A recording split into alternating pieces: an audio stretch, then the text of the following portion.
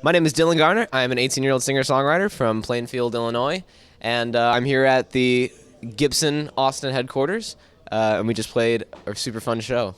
Music entered my life day one. Uh, Apparently, I was born to "Here Comes the Sun" by the Beatles, which is pretty ironic right in there. My earliest cognizant memories are just me sitting on the kitchen floor with like upside down pots and pans, just like hitting with wooden sticks, playing like screaming "Hang on, Sloopy," and I would go down to the basement. I would play drums. I started as a drummer, and I would sing when I played drums, and I wanted to express myself more melodically than just drums. So I actually went to piano, and as soon as I taught myself how to play piano, I went right to guitar because there was something about guitar that was just forcing me near it. I saw Jimmy Page play, and I didn't want to put down a guitar after that. Music's been what's kept me going through all these years. I think of what age I was at a certain age, and the first memory that comes is what was I listening to, really? What were you like when I was 13? Well, it was Led Zeppelin, The Doors, and Pink Floyd were the only thing, it was my religion. So, music changes my life in the way that it changes everyone else's. I just live and breathe it. I made my album Adventures in Real Time. I made it in my bedroom, in my co-producer John Dragonetti's bedroom. And we put it up on Spotify and iTunes. And Spotify added it to a lot of key playlists. And word of mouth, like people started sharing it, which is really awesome. The great power of music. People just had to show their friends, and I would have never guessed something like that. I thought I was just going to put it up and hope for the best.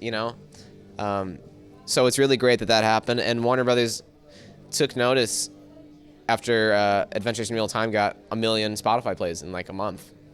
I don't have a 5-year plan. I have a 100-year plan. I want to have a career. I want to be like a Bob Dylan or Paul Simon. I want to be making music until I physically can't make it anymore. I want to have a career. I want to perform and put out records, write songs for the rest of my life. Work with many artists. I want to score films. I want to produce albums. I want to play on other people's albums. The sky's the limit. I don't see it as a checklist and all right, I've done this and now just drop the mic or something. I want to do this for the rest of my life. I'm a music lover at heart, and it's why I do it. I'm not in it to be in People magazine or be Donald Trump. My plan is to do what I'm doing right now for the rest of my life.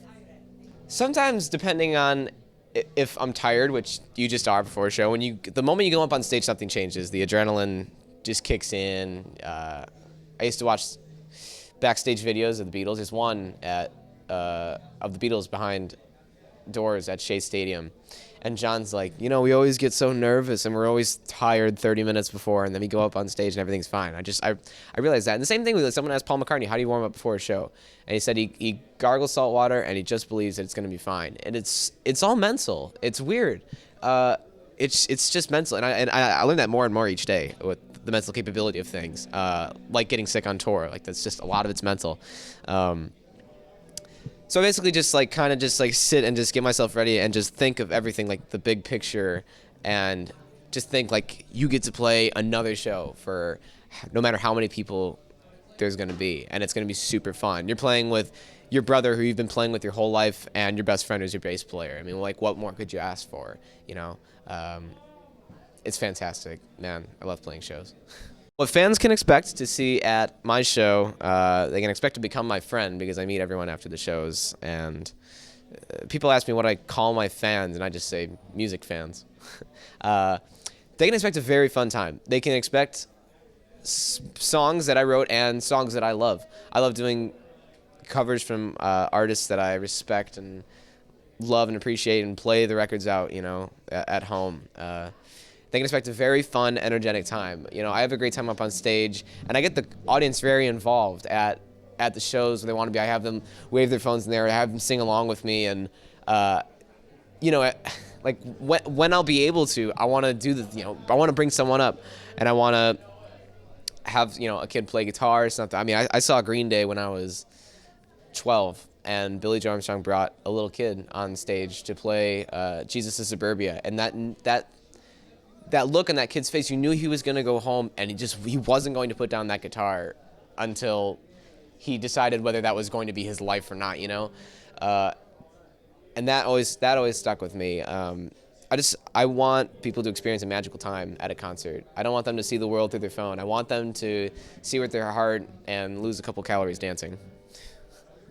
Hey there, this is Dylan Gardner, and you're watching Grammy Pro.